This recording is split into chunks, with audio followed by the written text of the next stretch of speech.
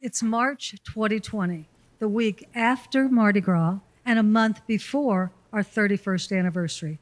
And we want to spend it in New Orleans because that's where we honeymooned. Now, we love New Orleans because of the food, the French Quarter, the culture, the beignets, the music, the casino, and did I mention the food? We want to go in March instead of April because the COVID-19 virus has hit the country from China. And it's affecting the northeastern and the northwestern parts of the country, but we're in Texas and we're only traveling to Louisiana. If we wait to go on vacation, we risk not being able to go on a vacation for quite a while, just in case the virus blows up the country. So we decide to take the chance. We choose to outrun the coronavirus. We take an Uber to the airport, and the Uber driver says, "Are you all worried about getting COVID?" I said, "Well, not enough not to go." I mean, the New Orleans mayor didn't cancel the Mardi Gras because of the virus, and this is the week after Mardi Gras, so we should be safe. And besides, it's not like we're getting on a cruise ship with thousands of people. On the plane there, I sit next to a woman, and I ask her, "Where are you from? And what brings you to New Orleans now?" She said, "I'm from Seattle, and I'm so excited about going to meet my fiance's parents for the first time." I turn to my husband and I go, "She's from Seattle," because I know there are cases there. And I feel like it's an omen, but I really don't want to think about it because we're not even there yet. We get to our hotel, and our room has these beautiful floor-to-ceiling windows of the river and the dock outside. We go downstairs almost every night to have drinks at the bar, along with all the other people that are there, and everybody seems to be drinking Tito's martinis. So since we're from Texas and we like Tito's, we chat them up. I always ask the same questions. Where are you all from? Are you worried about getting COVID? "Sue," my husband goes, "you're being intrusive."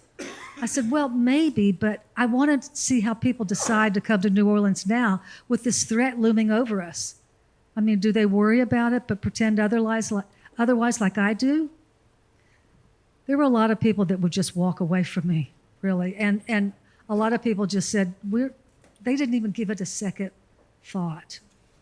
One woman was looking at hotels for a convention, and she said, "We're not worried in the least. We'll be back here in June with our entire office." And I said, "Wow, I wish I had your confidence. I can't help but think it's out there somewhere."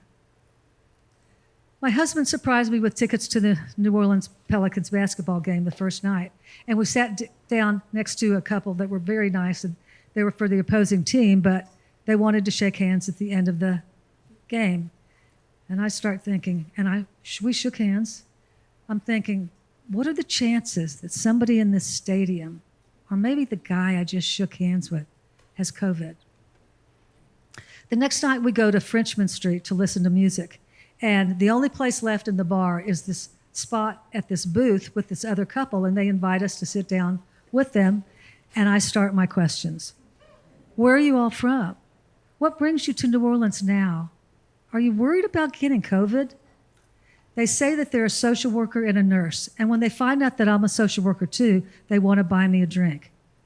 As they hand me my drink, they say, "Oh man, we had to get out of town. We are so stressed out. We work at the hospital in Rhode Island where the first cases of COVID came into the city." Well, I just chugged my drink and I grabbed my husband's arm and I go, "Oh, thank you so much. And we're going to go down. We've got to go down to this dance hall down there because it might be full. You all are welcome to come if you want to." I just start babbling.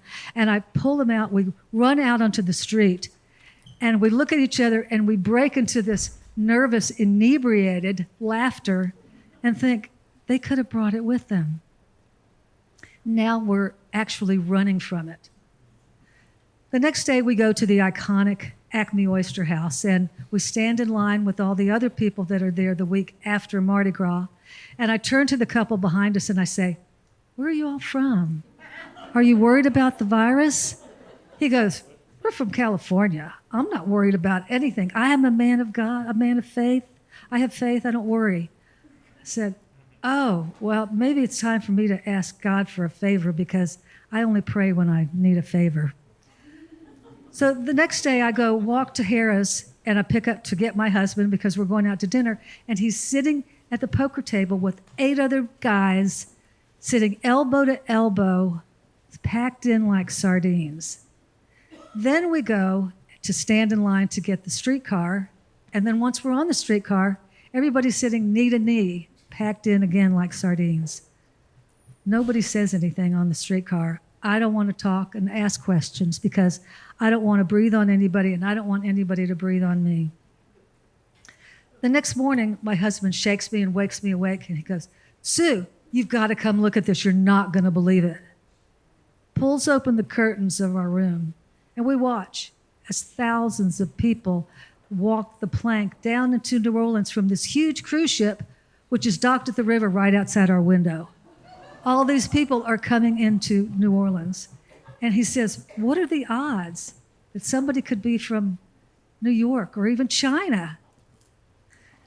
The next morning, it's our last day there, and we're going to have breakfast in the lobby restaurant, and our waitress is visibly ill. She is coughing into her sleeve. Sweat is literally pouring down her forehead onto her uniform. Nobody else seems to notice. At one point, I go into the bathroom, and she's in there. She is coughing. I'm so concerned, but she's coughing. She can't catch her breath. And I'm scared because I don't want to be near her, so I'm afraid. I leave, and I go back to our room.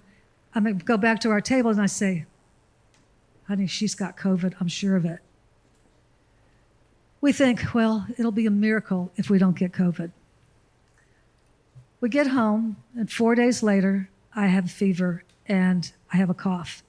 And I call the doctor, and I say, I'd like to take a test. Well, we can't do a test over the weekend, so Monday morning, come to the office, stay in your car, roll down the window, and we'll come out to you.